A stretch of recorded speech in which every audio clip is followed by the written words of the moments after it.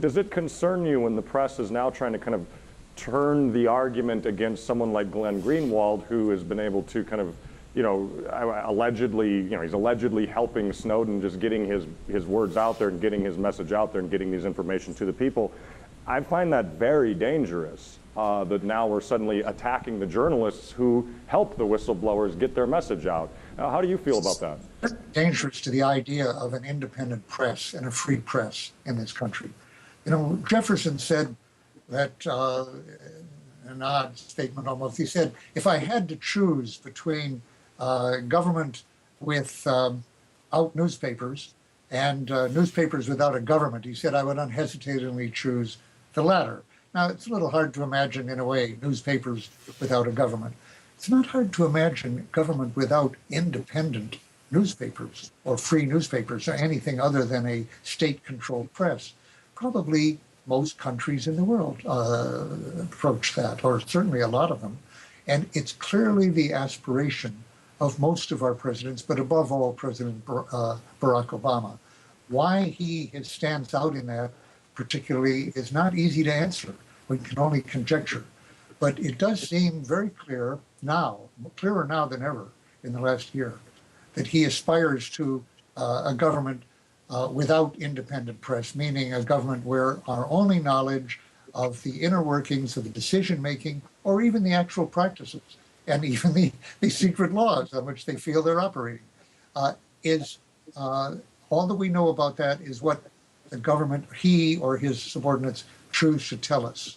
And that contradictory knowledge from inside, especially, is simply not to be tolerated at all. And that's a government without newspapers in any useful sense, except as producing handouts, basically a state-controlled press.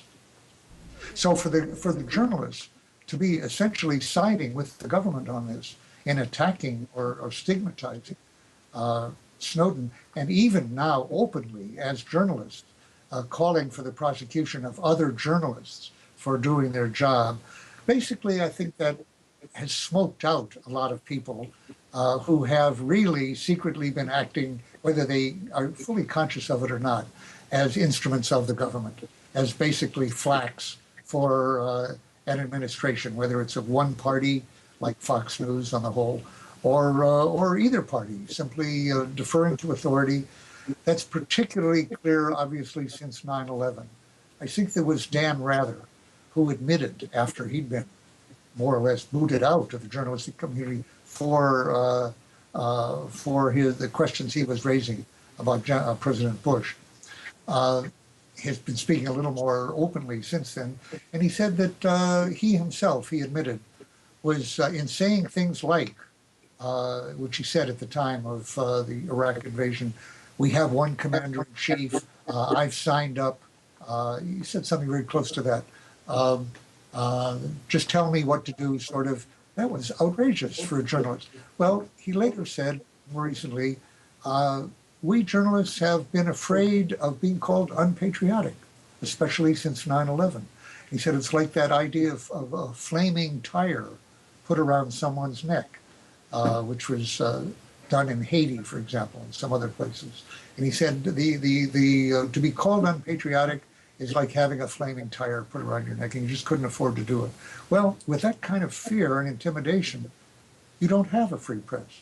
What it means is, with these people, we haven't really have it. It isn't just that, it's just that they haven't showed their hand entirely.